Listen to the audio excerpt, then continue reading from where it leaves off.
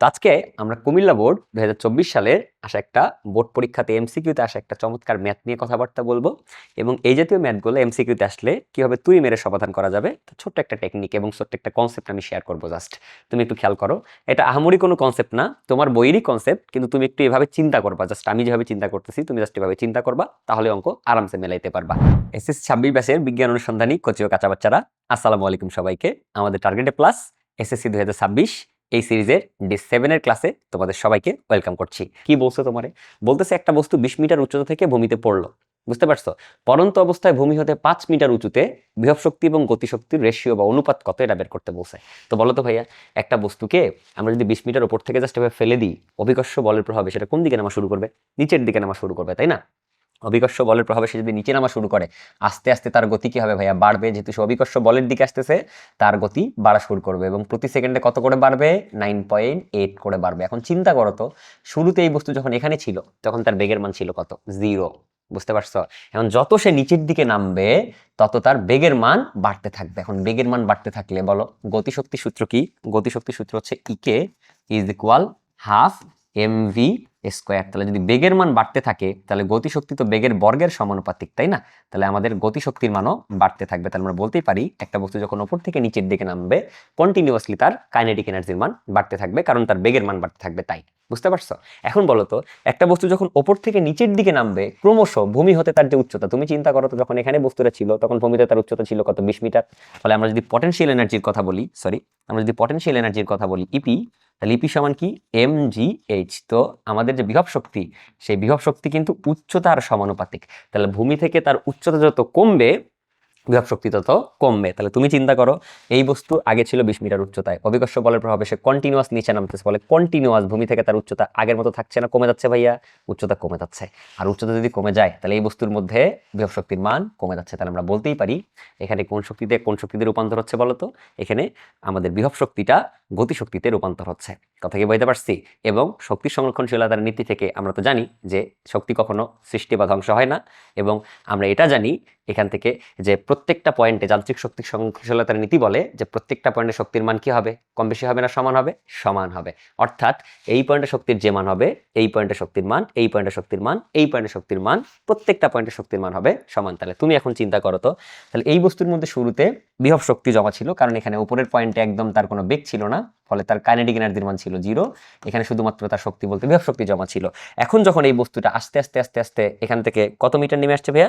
এখান থেকে 15 মিটার নেমে এখন যদি সে ভূমি থেকে 5 মিটার উচ্চতায় অবস্থান করে, তাহলে বলতো ভূমি থেকে 5 মিটার উচ্চতায় অবস্থান করার কারণে তার মধ্যে কয়টা শক্তি আছে? দেখো, ভূমি থেকে উপরে আছে, তার মানে তার মধ্যে বিভব শক্তি আছে।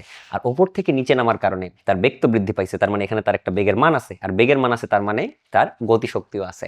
সো এখানে তার গতি শক্তি আর বিভব শক্তির অনুপাতটা বের করতে হবে। এখন তুমি আমারে বলো তো ভাইয়া, আগে তার মধ্যে যে বিভব শক্তি ছিল mgh, সেই mgh এ h এর মান কত মিটার? 20 মিটার। এখন তুমি আমাকে বলো, এখন পরবর্তীতে সে যখন ভূমি থেকে 5 মিটার উপরে আসলো তখন তার বিভব শক্তির মান কত আসবে? mg into h, but h এর মান কত দিবা? h এর মান দিবা 5। তাহলে আগের ক্ষেত্রে h এর মান হলো 20, এখন h এর মান হবে 5। আমার কথা কি বুঝতে পারছো কিনা?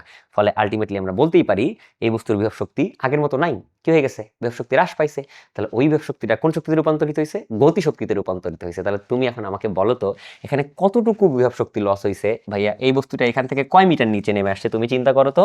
তাহলে এই বস্তুটা এখান থেকে যদি এখন ভূমি থেকে 5 মিটার উপরে থাকে, আগে ছিল 20 মিটার উপরে, তাহলে সে নেমে আসছে 15 মিটার। তাহলে এই যে 15 মিটার নামার ফলে এতখানি বিভব শক্তি কিন্তু লস হয়েছে। বুঝতে পারছো? এতখানি বিভব শক্তি লস তো হয় নাই, ঠিক আমাদের গতিশক্তিতে রূপান্তরিত হয়ে গেছে। তখন তুমি আমারে বলো এখানে কতটুকু গতিশক্তিতে রূপান্তরিত হয়েছে বলো তো? কতখানি বিভব শক্তি ভাইয়া? 15 মিটার নামার ফলে যতখানি বিভব শক্তি লস হয়েছে ততখানি বিভব শক্তি গতিশক্তিতে রূপান্তরিত হয়ে গেছে। তাহলে এবার আমারে বুঝাও তুমি, এই পয়েন্টে যদি আমাদের কাইনেটিক এনার্জি বের করতে বলে ইকে, তাহলে এই পয়েন্টের ইকে আমি কেমনে বের করতে পারবো ভাইয়া বলো তো? এই পয়েন্টের ইকে আমরা কি লিখতে পারবো? আমরা লিখতে পারবো ডিরেক্ট যে ভাই এখান থেকে সে নেমে আসছে কয় মিটার? 15 মিটার। তাহলে এই 15 মিটার নামার ফলে বিভব শক্তি লস হয়েছে, ওই বিভব শক্তিটা এর মধ্যে কি আকারে দেখা গেছে? গতিশক্তি আকারে দেখা গেছে। তাহলে আমরা বলতেই পারি এখানে লস হওয়া বিভব শক্তি হবে এই পয়েন্টে অর্জিত গতিশক্তি। তাহলে বলো কতখানি বিভব শক্তি লস হয়েছে? mg into 15। বুঝতে পারছো? আর এইটাই গতিশক্তির উপরে দেখা যাবে। তাহলে এই পয়েন্টে কাইনেটিক এনার্জির মান কত? mg into 15। আর এই পয়েন্টে পটেনশিয়াল এনার্জির মান কত বলো তো?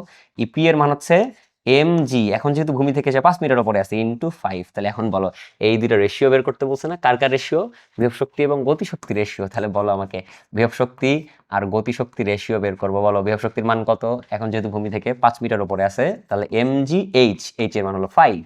এখন বলো ই কে সমান এখানে কি লিখবো? গতিশক্তি। বলো কয় মিটার নামার ফলে এই বস্তুর গতিশক্তি তৈরি হয়েছে? বলো তো 15 মিটার। তাহলে এই 15 মিটার নামার ফলে বিভব শক্তি লস হয়েছে, তাহলে এই পয়েন্টে বিভব শক্তিটা গতিশক্তিতে রূপান্তরিত হয়েছে। তাহলে এই পয়েন্টের গতিশক্তির মান হলো mg ইন্টু 15। তাহলে 15 দেখো কাটাকাটি করলে কত আসে? কাটাকাটি করলে আসে 5/15 মানে 1:3। বুঝতে পারছো? 1/3 কাটাকাটি করলে এইটা আসে। তার মানে আমাদের অ্যান্সার হলো, এখান থেকে অ্যান্সার কত? এখান থেকে অ্যান্সার হচ্ছে 1:3। তাহলে এটাই হলো আমাদের অ্যান্সার। তাহলে আশা করি এতটুকু বুঝতে পারছো। এরকমের ম্যাথ আশা করি করতে পারবা। এবার যদি এই ধরনের ম্যাথগুলো পরীক্ষাতে আসে, যদি শর্টকাটে করতে চাও, তাহলে শর্টকাটে করার ক্ষেত্রে মনে রাখবা যে বিভব শক্তি আর গতিশক্তির অনুপাত যদি বের করতে চাও, বিভব শক্তি ডিভাইডেড বাই গতিশক্তি। দেখো তো শেষ পর্যন্ত এখানে কত বসানো হয়েছিল বলো? উপরে 5/15, তাই না? 5 মানে কি? 5 মানে হলো ভূমি থেকে উচ্চতা। আর 15 মানে কি বলো তো? 15 মানে হচ্ছে এখান থেকে যত মিটার সে নেমে আসছে। বুঝতে পারছো? তাহলে আমরা বলতেই পারি ইপি এর ক্ষেত্রে ইপি আর ইকে এর রেশিও যদি বের করতে চাও, সেক্ষেত্রে ট্রিক সূত্র যদি আমার কাছে চাও যে ভাই একটা ট্রিক সূত্র বানায় দেন এমসিকিউর জন্য, তাহলে তুমি ভাবে লিখতে পারবা যে ভূমি হতে উচ্চতা। বুঝতে পারছো? ভূমি হতে উচ্চতা ডিভাইডেড বাই, তুমি বলতে পারো নেমে আসা দূরত্ব। ঠিক আছে? যতখানি নেমে আসছে সেই নেমে আসার দূরত্ব। তাহলে একবারই তুমি এই শর্টকাটটা দিয়ে তুমি অঙ্কটা করে ফেলতে পারো। ঠিক আছে? তাহলে EP divided by KE is equal কি লেখা যায়? ভূমি হতে উচ্চতা ডিভাইডেড বাই নেমে আসার দূরত্ব। এখন তোমারে যদি আমি বলে দেই এখান থেকে, বলো তো একটা বস্তুকে আমরা 100 মিটার উপর থেকে ফেলতেছি। কয় মিটার? 100 মিটার উপর থেকে ফেলতেছি। আমি তোমারে বললাম যে ভূমি থেকে 20 মিটার উচ্চতায় বিভব শক্তি আর গতিশক্তির অনুপাত কত হবে? কয় মিটার উচ্চতায়? ভূমি হতে এই বস্তুটা যখন পড়তে পড়তে ভূমি হতে ঠিক 20 মিটার উপরে থাকবে, তখন তার বিভব শক্তি আর গতিশক্তি রেশিও কত? তাহলে এখন তুমি আমারে বলো তো এই ক্ষেত্রে বিভব শক্তি আর গতিশক্তি রেশিও কত হবে? তাহলে EP divided by KE is equal, তাহলে কি লিখবা? ইপি এর বেলায় ভূমি হতে উচ্চতা লাগবে, তাহলে কত? 20। আর ইকে এর মানের বেলায় তাহলে কত মিটার নেমে আসছে বলো তো? তাহলে নেমে আসার দূরত্ব হলো 80 মিটার। তাহলে 20/80 কত হয়? 1/4। তাহলে একবারই তুমি অঙ্কটা করে ফেলতে পারবা আমাদের এই ট্রিকটা দিয়ে। আশা করি এতটুকু বুঝতে পারছো। তো এই ছিল আমাদের ক্লাস। ধন্যবাদ সবাইকে।